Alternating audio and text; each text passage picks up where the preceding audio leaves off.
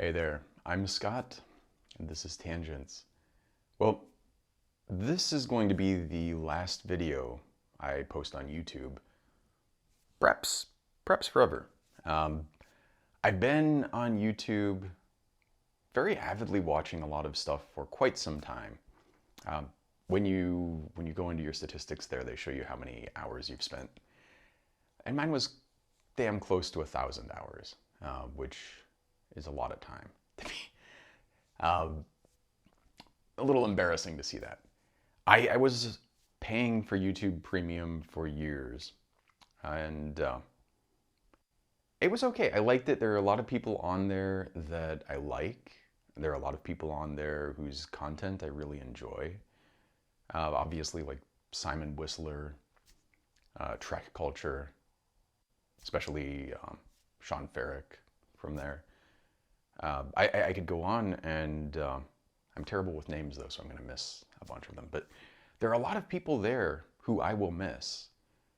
And the thing is, several things, really.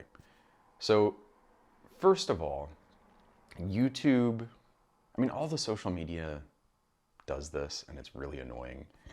TikTok starts eating your lunch, and so you start trying to copy them. And I mean, before it was Snapchat, before it was, it's just an endless list of like somebody else pops up, and then all the fucking things have to try to be that or a version of that. And the thing is, and I'm on TikTok now, incidentally, at Smenor, SMENOR X, because somebody got at Smenor before, and somebody, they're not even using the account, is the annoying thing. They got that before I could get in. So, and I should have just signed up years ago. I resisted it for so long because I was on Snapchat, and I didn't like it. I never got it. I got off of it. And I kind of felt like TikTok must be like that. And I have to tell you, TikTok's actually really good. I'm amazed. You know, the first like hour or so, this is the same story I've heard 1,000 times from other people who've been on it, but it's true. First hour or so, you're kind of training the algorithm, skipping stuff, liking stuff, and it's showing you random stuff. But once it starts to kind of get to know you, it is amazing how much it just shows you the things you're interested in. And it's really making me feel, it's actually really making me much more hopeful. So like, I've been on Twitter for years, and I still have my account. I'm not going to deactivate it, but in November, pretty much like ceased using it, deleted the app from my phone, and I've posted maybe a handful of times since then. And, I mean, Mush just sucks. I'm not interested in supporting him. So, and there's another thing, actually. This is an aside, but I will get to the YouTube thing. This is my standard thing. It is a normal Tangents episode, not just a crapping on YouTube episode. But I am on LinkedIn, and after I got off of Twitter, I've been, I have a certain amount of energy to like say stuff. And I've been saying it on LinkedIn and on Instagram. And between the algorithms sucking and Instagram definitely not being the place for putting text up, just not really like felt it.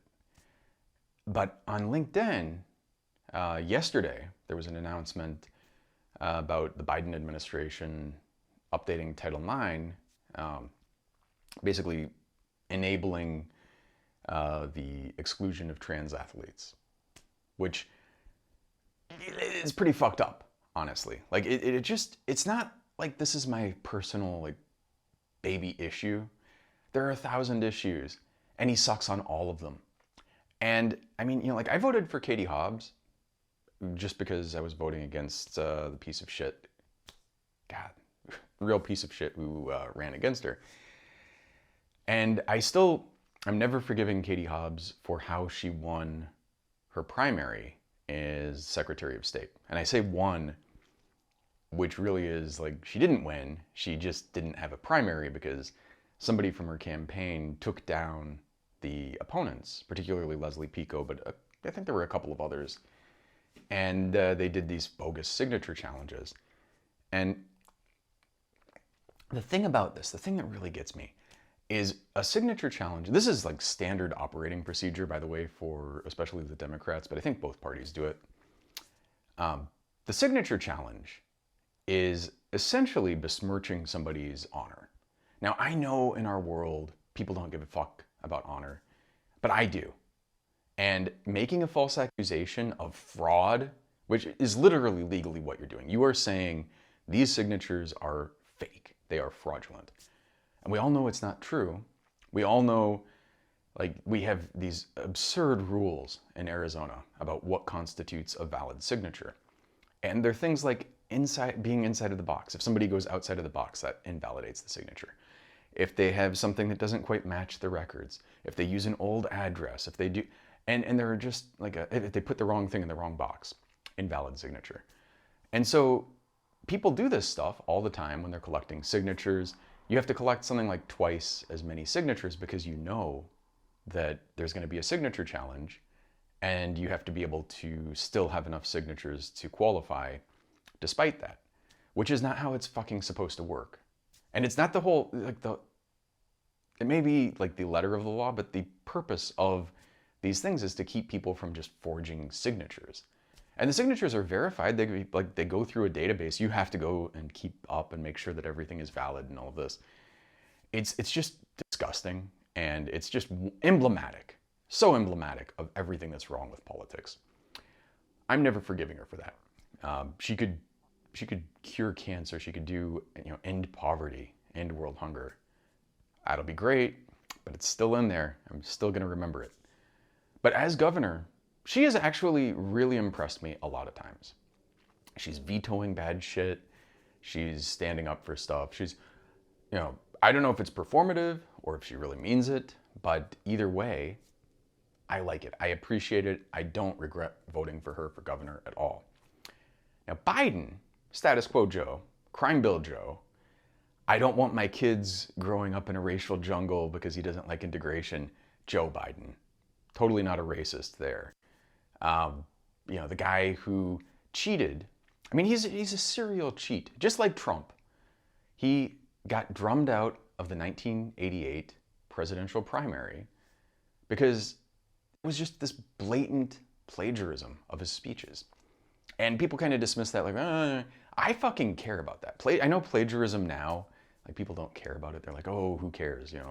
Ideas are just like floating out there. No, credit and intellectual like pedigree and like explaining where ideas came from is important. Giving somebody who created something, who came up with something, credit, and then building on it, it's one thing to reference things. It's good. That's how it's supposed to work. I had this idea, but it was founded on all of these other ideas, and you should give credit to those. And then people going further should give credit to you. This is different than just like, oh, somebody posted a meme, and so I'm going to like take and just airbrush out the watermark that they put on it to try to get credit, or their cartoon, or they're going to remake the same. I've seen this multiple times. Going to remake the same cartoon so that they can get around copyright. Or, and this is one of the things I don't like about TikTok, but I've not seen too much of this, but occasionally you'll see like somebody saying something and you're like agreeing with them. And then you realize, oh, I saw somebody else say exactly the same fucking thing.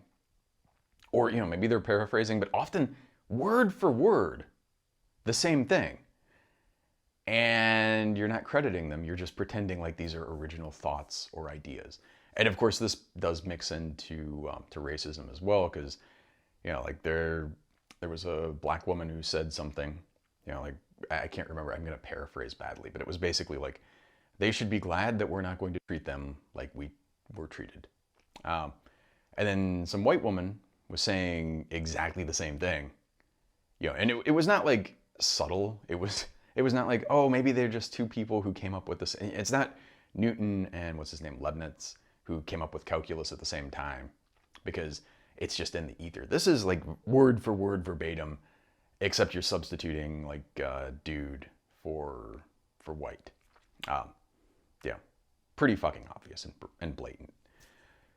I get annoyed with this. There are a bunch of people on Twitter who do, like, they have big accounts, and their whole fucking thing. I wish I could remember their names, And it's annoying because I know people who will retweet them and who will amplify them on Instagram and all this kind of stuff. And they are like, that's their whole fucking thing, is like somebody puts something out there and then they act like they said it themselves. And it's just like, or there's a viral tweet, so they just re-say the viral tweet. It's disgusting. I really don't like it. But anyway, getting back. Biden is a piece of shit.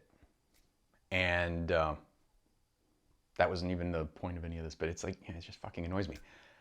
The moderator, it will all converge, don't worry. I know it sounds like I'm going in a bunch of directions, but I was on LinkedIn posting stuff, and I'm really bothered by how much the moderation system there and on Twitter.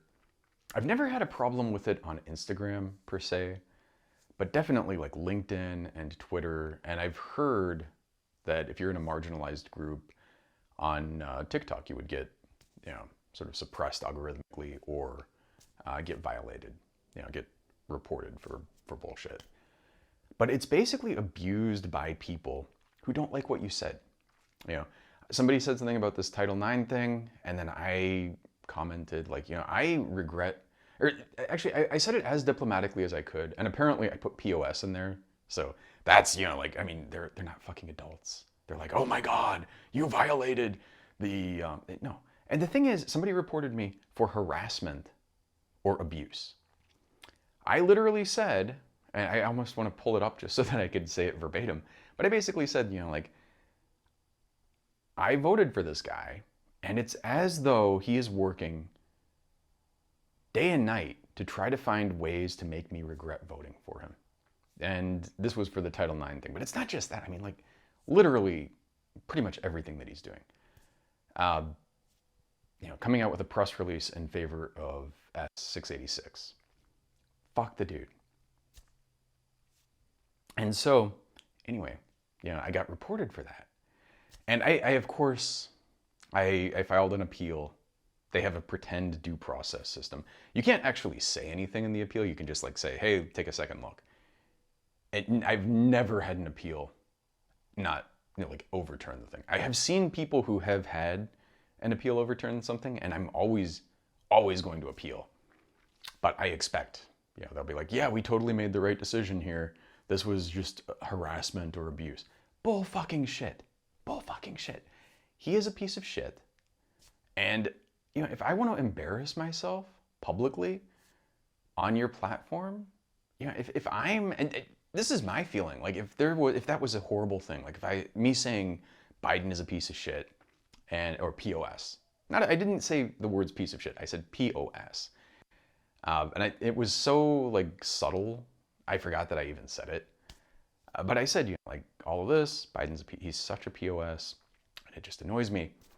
He's the most powerful. I mean, okay, you could argue this, but one of the most powerful people on the planet. I think he's got like essentially a small army, and our actual army, protecting him. I don't think I'm even in a position in principle to harass or abuse this guy. And I didn't say like, you suck if you voted for him. I literally said I voted for him, and he's making me regret it. I'm not attacking anyone. I'm not harassing anyone. And the thing is, all of these platforms where this stuff is abused actually have problems with harassment and abuse. There are things, but the people, these systems which are supposedly in place to deal with those things are repurposed for abuse and harassment and to suppress stuff. It's fucking annoying, and I don't like it. So anyway, I did that. I've been getting more and more active on TikTok, and I mean, maybe this is a good thing, but I got off of Twitter. LinkedIn is annoying me. Instagram is not feeling gratifying. And TikTok, I'm not getting like a lot of traction there. So maybe, but I'm enjoying spending my time there. And again, I spent like 1,000 hours on YouTube. I've been paying them every month for years, but they started doing this push for TikTok. TikTok is really good at their algorithm. And part of this is that they have this, instead of like social network connection graph, they have essentially like the interest graph, I think they call it, which is, it's kind of what it says. And that graph lets you kind of direct people not only to the things that they like and similar stuff, but to things that are related or unrelated that other people have similar with, have other people have liked and have interest in.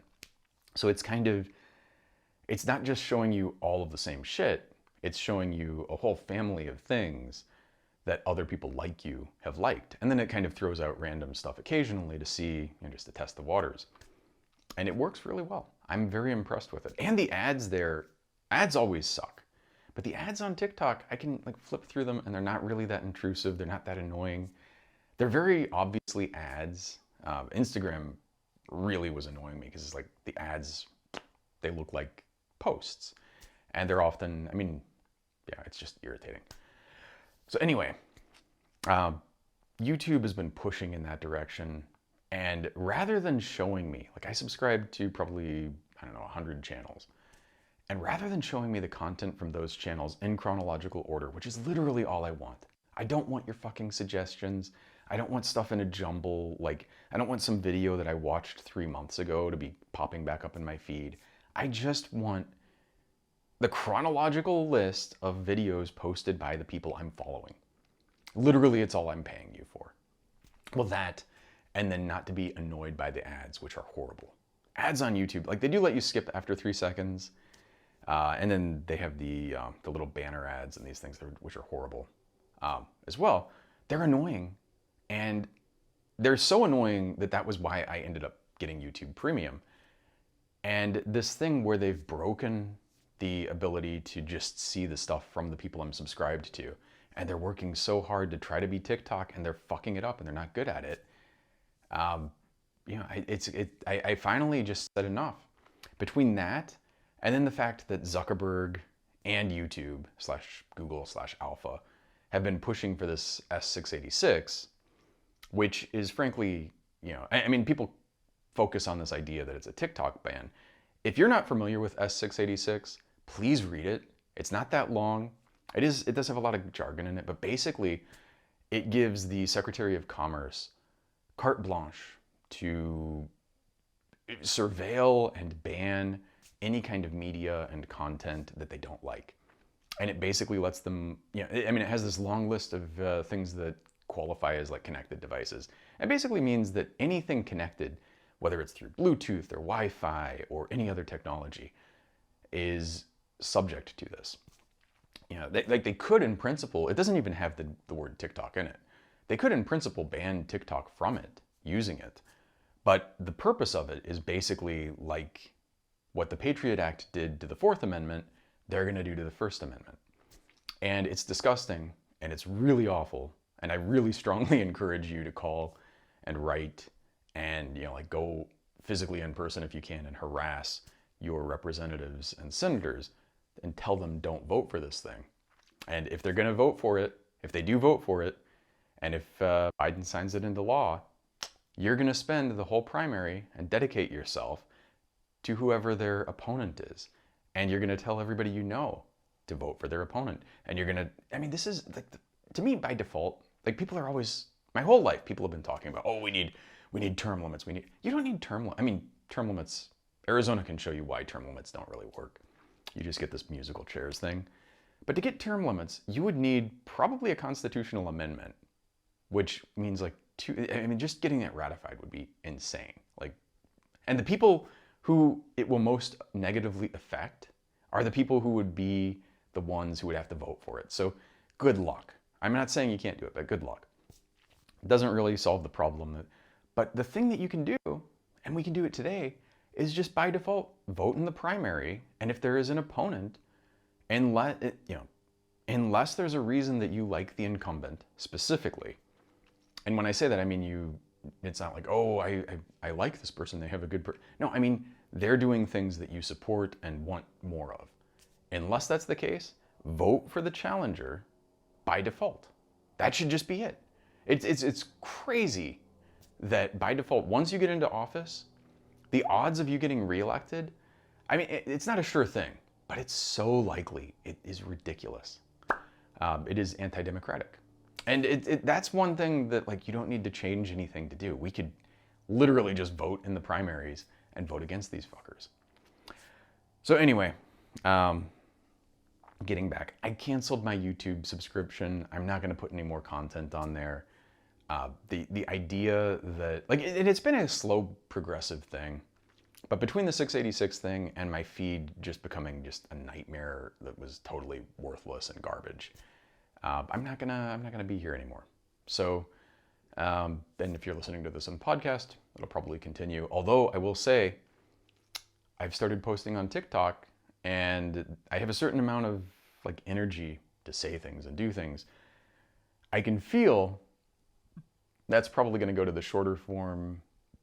And incidentally, actually, shorter form on TikTok is like 3 to 10 minutes. 10 minutes is a long time to be talking or listening to somebody. So it's not that short, but those things are going to get more and more of my attention. And this kind of structured thing will get less. So the podcast is probably, it's not going away, but you'll probably see less content here and more content on TikTok, at least until the point that it is banned, if it is ever banned. And then, you know, like, I mean, honestly, like, if this was Iran or North Korea or, you know, like Russia or any of these other countries, or China, and they're doing this stuff, we would be like, oh, that's just, you know, terrible. It's terrible. You know, it's like this suppressing free speech. And, you know, it's the United States. We are, I will say, we are already a totalitarian police state. We have the ability to disenfranchise people, to force them, to press them into slavery. Per the 13th Amendment of the Constitution, it is like literally in our Constitution that people can be enslaved. We have the ability to strip them of their civil rights, to strip them of the ability to vote, or to sign a petition for a candidate, to participate in our democracy. We can do that. And that's a normal thing. That's something we do here. People go on the streets and they drive because they have to drive, because most of our cities are not walkable and we have shitty public transit. They drive, and now they're subject to the authority of cops who will often stop people, conduct searches which should be illegal searches, and, you know, also, if they feel like the person is being like uppity, or they're speaking back to them, or they're just not being completely compliant or anything, they can kill them. They can fucking kill people. It's not just that they're pulling them out of their cars and arresting them. They murder people regularly. And, you know, that happens, and then I say defund the police. I say all cops are bastards. And then you have the fucking Joe Biden, yet again Joe Biden, saying, oh, we don't need to defund the police. We need to fund the police. Fuck you, Joe Biden. I'm going to vote for Marianne in the primary, or hopefully somebody else is better, because I'm not a fan of hers either. It's like she is like super into the woo, and, you know, I like a lot of the stuff she says. I don't like the woo. I don't need the woo. The woo is not good. Let's do better. That's all I'm saying. Like, please, give me another option. But I'm definitely going to vote for her. And if the party does some fucking weird, nefarious stuff, and I'm not saying like they're cheating overtly, but if they do stuff like the superdelegate crap, I am not voting for Biden in the general. I've kind of decided this, and I know like it's going to be up against Trump or DeSantis or somebody horrible. I don't care. I don't care. I'm not saying, and this is the thing. Like, I understand the consequences. I really do. I understand. Like, I campaigned, I literally, when Hillary was running, and I'm going to say stole the primary from Bernie. I went out and I knocked on doors and I made fucking phone calls at least once a week. And I did it from like August through November, through election. Literally on election day, I was knocking on doors, begging people to vote for her. And I'm not a huge fan of hers. And I did that because I knew the consequences of Trump winning. I knew, you know, and it's not just the headlines are like the Supreme Court and the 200 plus federal judges that he nominated that are there for life now. The Supreme Court, I mean, come the fuck on. You know, 3 injustices, who will be there for 40 years, probably. They're not that old. And these are people who never retire until they're like physically ready to die on the bench, or they're like, oh, well, I've got this opportunity to hand my torch over to somebody else who's a fucking horrible piece of shit. So, yeah, that's like who these people are. It's not a good situation. And then I see people like, oh, we should impeach Clarence Thomas because he and Jeannie took this bribe. You know, there's a thing now. Yeah. But the thing is, 2/3 of the Congress has to vote to impeach him. And I doubt you could even get all the Democrats on board with that, let alone the Republicans who like the motherfucker. Like, there's no consequence. There's no ethical standard for these people. There's nothing to enforce anything. And then we have judicial review, which is worth noting is not in the Constitution. It's just kind of like a tradition that we've built for ourselves. And they're able to strike down laws and invalidate things that really probably should not be invalidated, like civil rights, like abortion. Although, yeah, the reproductive, I don't even want to start on reproductive rights because I'm so fucking pissed. Not that the Republicans are Republicaning. Like, they suck, they're horrible, they're terrible. I can't, just endless garbage about them. But the fucking Democrats not doing anything. Or they're like, oh, well, we're going to do something now, but we know that it's just like a symbolic thing because it kills me. And then I have to argue with people who are like, oh, but Scott, the Democrats just don't have all of the Senate. They don't have, yeah, the whole fucking, the filibuster is also not in the Constitution. And especially this idea, because the filibuster, at least at one point, was like the Mr. Smith Goes to Washington. Like, you have to literally physically get up and just talk and talk and talk and talk. Now the filibuster is like a parliamentary procedure thing, which de facto means that in the Senate you need 60 votes to pass anything, which is not democratic at all. And especially given gerrymandering and the structure of the Senate in our country, getting 60 people of the same party is like an extreme, extreme landslide. It's not likely to happen. It happens occasionally. And then you have like one or two people like, I can't think of the guy's name, Lieberman or Sinema or whoever, who are not going to go with the party, and then you're fucked. So, I don't know. But the cinemas and the mansions, the whole idea, like, and I'm saying this specifically to people who are like, Scott, you have to understand, they don't have the votes. The president does not want abortion to be a right. He does not want reproductive freedom for women. He is himself a Christo-fascist. He is himself in this religion. He is himself somebody who supported the Hyde Amendment. And I don't mean like in 1977 when he said he didn't want integration because he didn't want his kids growing up in a what was it, racial jungle.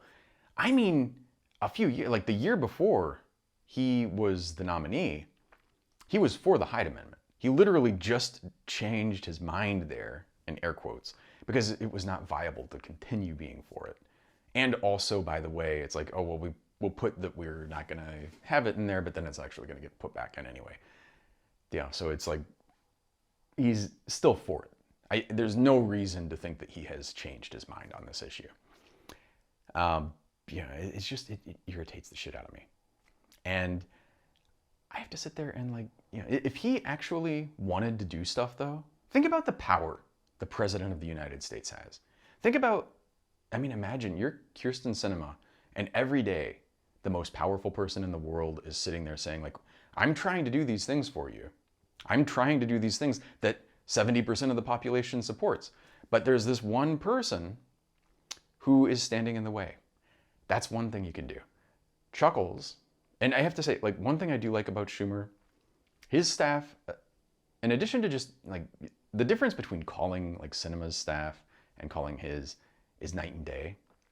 Like the Sinema staff kind of have like a weird attitude and they're not really, they're a little bit like emulating her. You can feel that top down kind of thing. But his staff at least will talk to you, and they also, unlike Pelosi's message and her staff are like, oh, as a constituent of California's whatever the fuck district, you're well, no longer, but you were the Speaker of the fucking House. You answer to the whole country, not to just the people in your district. That is such a fucking bullshit thing. Schumer, to his credit, listens to everybody. I don't know that he actually is moved by them, but he listens to them. That is something. So anyway, I'm getting the fuck off of YouTube. The feed has killed me. The bullshit with 686 has killed me. Last video. Fuck YouTube. And fuck Joe Biden. And this is gonna be my new, I'm still gonna put the Zygen in there, but Zygen. But also, fuck Joe Biden. And also fuck the people who say, let's go Brandon, because I mean, this is one of these things that makes you fucking lose your mind. If you understand, just where people stand and all of these kinds of things, these people are more aligned with Joe Biden than they probably are aligned with Trump. And yet they have the let's go Brandon bullshit. I have 1,000 legitimate reasons to despise the motherfucker. And yet you guys are the ones that, and you can't fucking say you have to say let's go Brandon. Like, come the fuck on, be an adult. And also fuck LinkedIn with this POS bullshit. It's just like so goddamn dumb. Anyway, with that, thank you. Zygen. Fuck Joe Biden.